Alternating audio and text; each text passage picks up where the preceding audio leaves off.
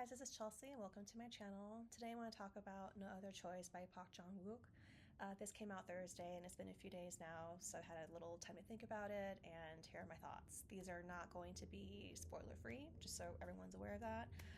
This is going to be more of an analysis, I suppose, of the film rather than a review that's spoiler free. This is about a guy who loses his job, and so it's about his family, how they deal with that job loss altogether, and what he has to do in order to keep his family's head above water, what his wife has to do, and sort of just like this new reality that they all have to deal with together.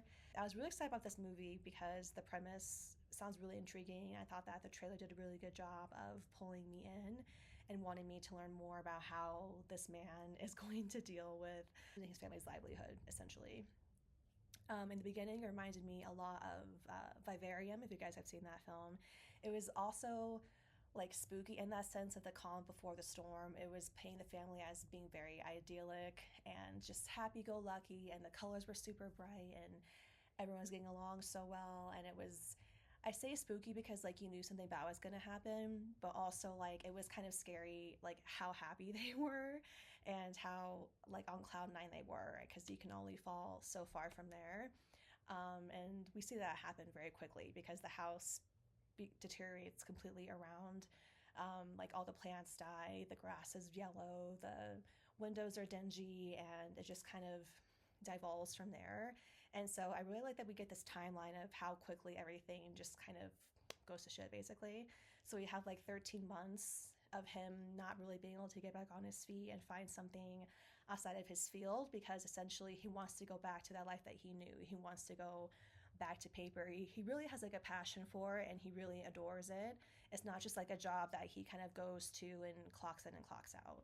So I think that's also why the loss is so detrimental to him specifically. And it's really cool to see how he learns about the other applicants for this job that he's kind of making up to kind of axe them off, right? So as he's looking at other applicants, it's really interesting to see also their sort of web of passion for paper, which sounds like really, really random, but as they're explaining like what it means to their lives, it's very poetic, and it actually makes me have a better appreciation for the industry as a whole, which was very surprising. Anyway, so it's been 13 months and he hasn't found anything, and it was really admirable how quickly his wife just like thought of all these solutions to get them through, like unfortunately getting rid of the animals and cutting back on a lot of their extracurricular activities. Those are just sort of the things that she had to take on, and I appreciate that he let her take that on because he can do it on his own. And so we really see this love that is between the husband and wife, which was really nice to see unfold, like how they really stuck together. However, I felt like the kids were kind of like background pieces. They weren't really part of anything at all. So it was funny to see them just like be not really that relevant. I did appreciate how they went to shed light on autism with the little girl.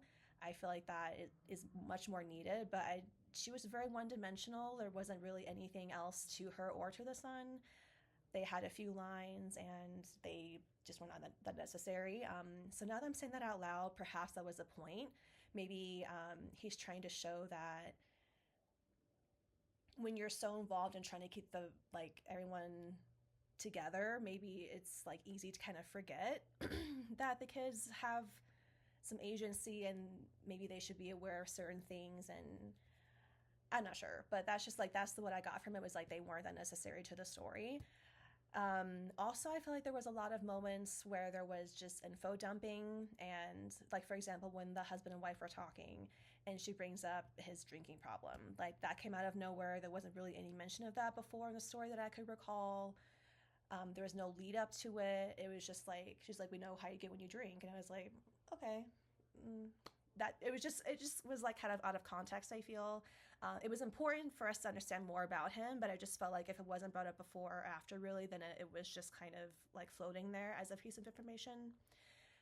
I also felt like in the beginning I was really into it, like the first hour, but then when they were in the living room and they were all fighting each other in the living room and fighting over the gun and stuff, it just got a kind of like slapsticky for me.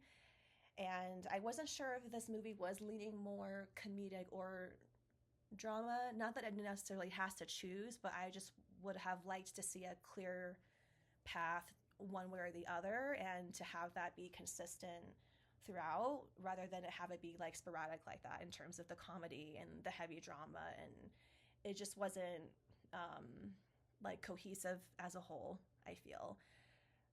And I found myself wanting the movie to end. The closer that I got to the end of it, I was just, it felt like there was a lot of stuff that was going on that felt like it was just to continue the movie, and not necessarily like to have it wrap up nicely and to have it be more succinct. Um, that being said, I do feel like it was beautiful to watch. I felt like I was watching a live moving painting. Like it was like the world that they created, and it was like I was watching Alice in Wonderland kind of in a way. Like that's how fantastical it became at certain points. Um, and I love that element of it. I felt like that's what really brought me through, was like seeing how he actually visually painted this world, how it was robust and glorious, and how it went to crap, and how the family came together through it all and like just didn't want to give up on one another. But I really loved like the hugging scene in the beginning versus the end of the film, because in the beginning they're like all hugging and they're happy and they want to hold on to each other because they just love each other so much. And in the end, she is like, the wife is counting down from the minute until she gets to be released from him and to be released from the stress of their life now, and the reality of lost, really, like the grief of losing that income and the extracurriculars they had, and like the lives that they built with that income.